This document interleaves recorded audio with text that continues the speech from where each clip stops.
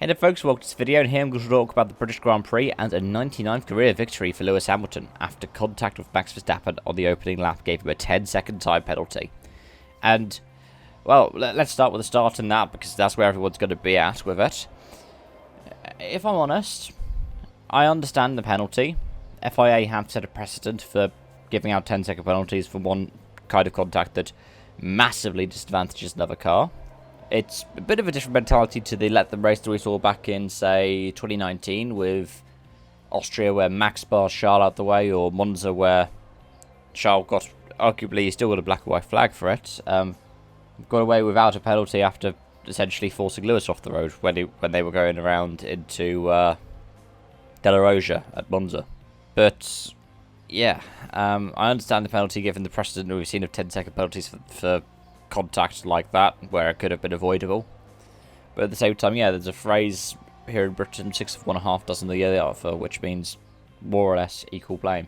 Because there were things that both of them could have done to avoid that crash, and actually, Lewis backing off the way he did just before the contact was lucky for him, because it saved him from also going off into the barriers at Copse. Both of them essentially tried to play a game of chicken with each other. You can see that by how little space Verstappen gives Lewis down the old pit straight.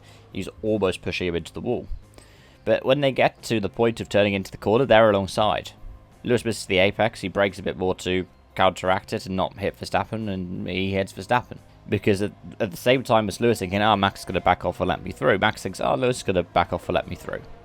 That's what happens when you have two drivers driving like that. We saw it at Tamburello, actually. But as for what's happened after the race because of this incident, the racist abuse that Lewis has gotten, the kinds of abuse and the horrible threats that Lewis and Mercedes have gotten, just absolutely abhorrent. Because I can tell you what, if the shoe was on the other foot and Max had taken Lewis out, I think there still would have been a lot of Lewis fans calling for like a race ban for Max or whatever, but there wouldn't have been the kind of abuse that Verstappen's fans and other F1 fans were giving Lewis. They just wouldn't.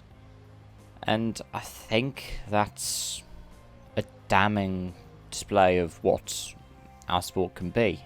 Because the fact that Lewis is able to fight back for a win after that shows that he is a worthy 7-time world champion. It shows that he is the statistical GOAT of Formula 1. It really does, because there are very few drivers who can do that kind of comeback. I mean, you saw he massively outperformed his own teammate to be able to come back and pass him and then go on and fight Leclerc. It may have been made a bit easier for him. The Mercedes may have asked Valtteri to get out of the way, but at the end of the day, Valtteri wasn't taking the fight to Charles. Lewis was. And he did, and he won. Now, what if it was a battle over the full 52 laps?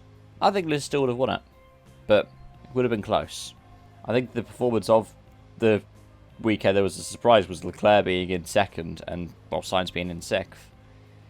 Well done to Ferrari for doing whatever they did to make that work after seemingly being somewhere for the rest of the weekend.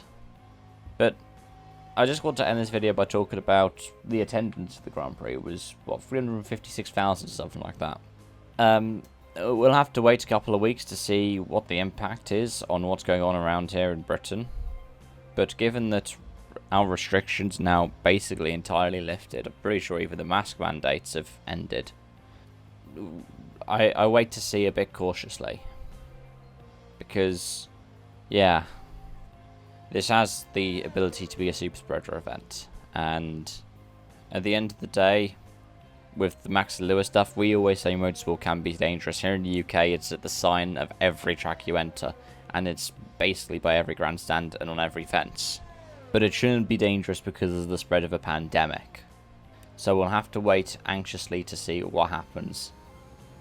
And I just hope that everyone's okay after this weekend. I hope that we don't see any cases that lead to deaths. Thank you for watching, and I hope to see you around.